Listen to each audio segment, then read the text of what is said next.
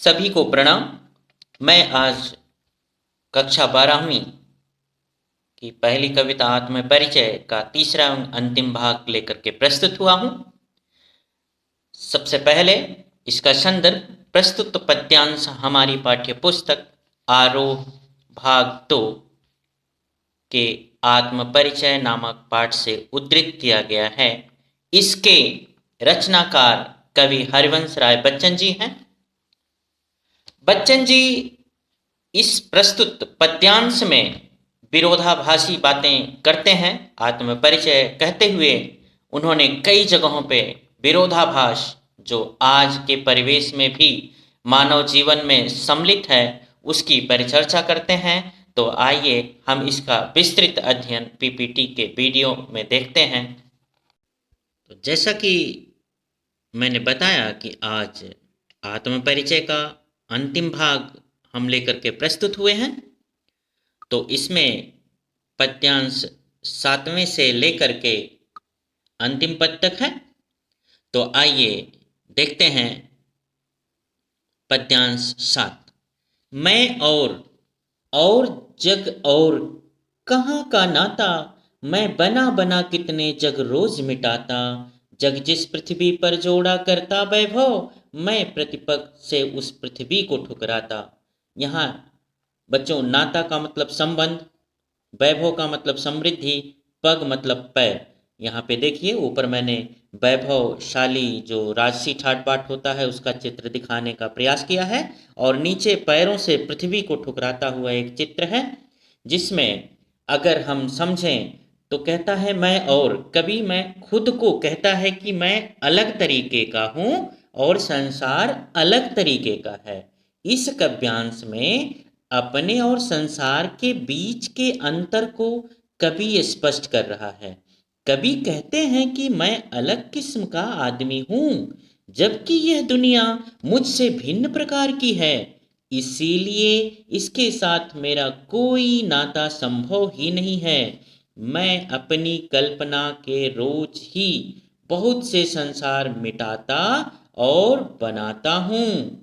यह दुनिया धरती पर नित्य सुख और समृद्धि के साधनों को जुटाने में व्यस्त है और मैं हूं कि अपने पैरों की ठोकर से इस धरती को ही प्रतिदिन ठुकराया करता हूँ। कवि का कहने का आशय ये है कि मैं घमंडी लोगों को शरण नहीं देता, उनसे कोई रिश्ता नहीं रखता। मैं अपने मन की करता हूँ, जो प्रेम रूपी संसार में आता है सिर्फ मैं उसकी इज्जत करता हूँ। पद्यांश 8। देखिए इसमें विरोधाभासी बातें कवि कह रहा है। मैं निज रोदन में राग लिए फिरता हूँ, शीतल वाणी में आग लिए फिरता हूँ। हो जिस पर भूपों के प्रसाद निछावर, मैं वह खंडहर का भाग लिए फिरता हूँ। यहाँ पे खंडहर शब्द, रोदन मीन्स राग मीन्स प्रेम, रोदन मीन्स रोना, राग मीन्स प्रेम, आग माने यहाँ जोश से मतलब है, भूप माने राजा नृप और प्रसाद माने महल होता है। मेन जो चीज़ है खंडहर की वो मैंने आपको बगल में चित्र में दिखाने का प्रयास किया है कि एक तरफ घर बना हुआ है, जब घर गिर जाता है महल गिर जाता है तो आप देखिए उसके दाएं बाईं तरफ जो खंडहर नजर आ रहा है। तो कवि इसमें विरोधाभासी बातें करता है।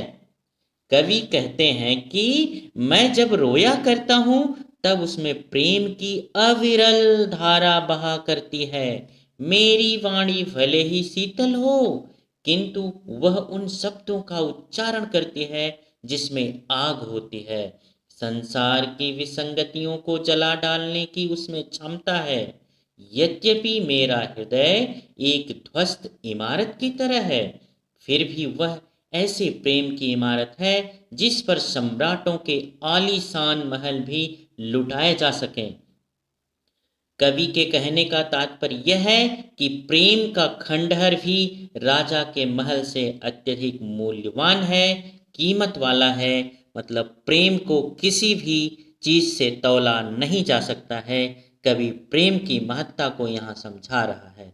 पद्यांश नंबर 9 पर मैं रोया इसको तुम कहते हो गाना, मैं फूट पड़ा तुम कहते छंद बनाना। क्यों कवि कहकर संसार मुझे अपनाए, मैं दुनिया का हूँ एक नया दीवाना।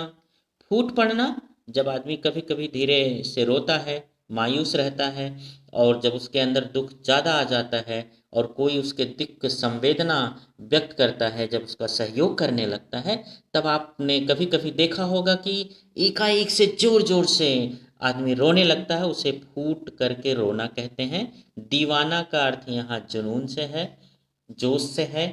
तो कवि इस पद्यांश के कवि की व्याख्या यदि हम करें तो कहना चाहता है कि जब मैंने अपने पीड़ा जनित रुदन को अभिव्यक्त किया तो लोगों ने उसे मेरा गीत गाना समझ लिया। इसी तरह जब आंतरिक पीड़ा से मैं विह्वल हो गया तो उसे छंद निर्माण माना गया। मुझे यह बात समझ नहीं आती कि संसार मुझे कवि ही क्यों समझता है, जबकि मैं उससे अलग एक नए ही किस्म का दीवाना हूँ, अपने में मस्त रहने वाला हूँ।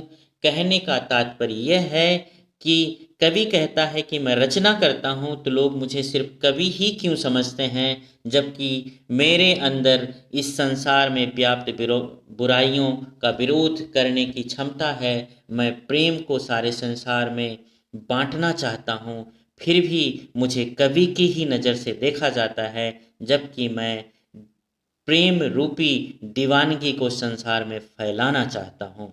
तो अंतिम पद्यांश जो है, मैं दीवानों का वेश लिए फिरता हूँ, मैं मादकता निःशेष लिए फिरता हूँ, जिसको सुनकर जग झूम झुके लहराए, मैं मस्ती का संदेश लिए फिरता हूँ।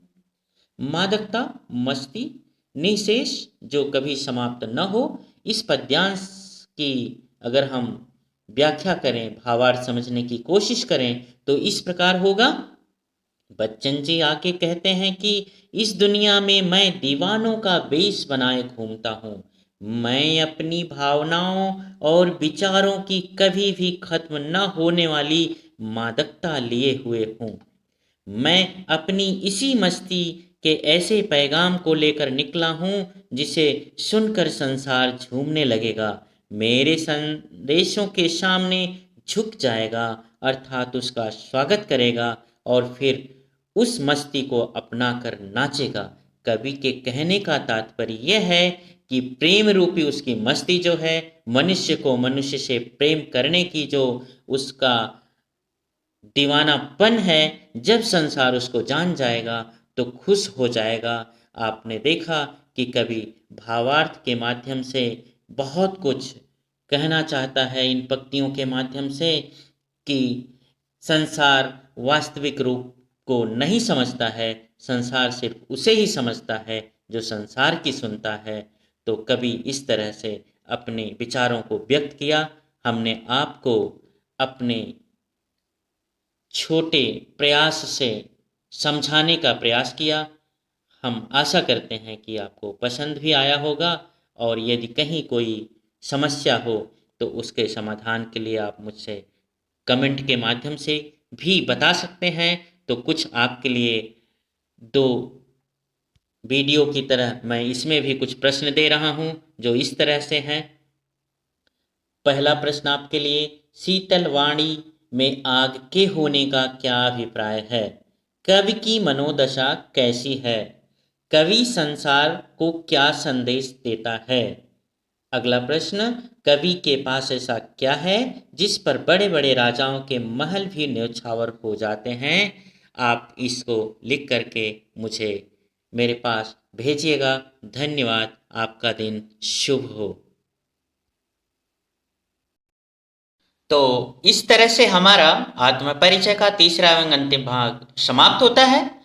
आत्म परिचय की आज के परिवेश में पढ़ने की आवश्यकता क्यों हुई, अगर हम इस पर दृष्टिपात करें तो आज आप अपने जीवन से इसका आकलन करें। हर एक मनुष्य, वो चाहे छोटा हो, बड़ा हो, अमीर हो, गरीब हो, हर एक मनुष्य में इनकी कविता पूरी तरह से चरितार्थ उतरती है।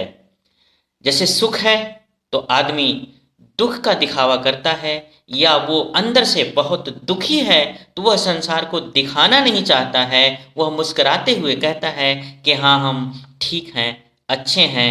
रोदन में राग, शीतल वाणी में आग, कुछ इसी तरह से आप इनकी जो रचना की पंक्तियां हैं आप समझ सकते हैं।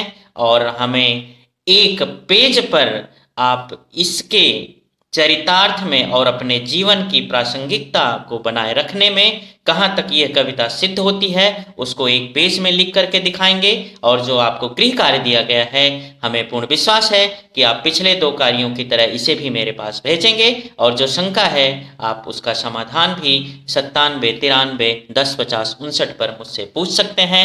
धन्यवाद। आपका दिन मंगलमय हो।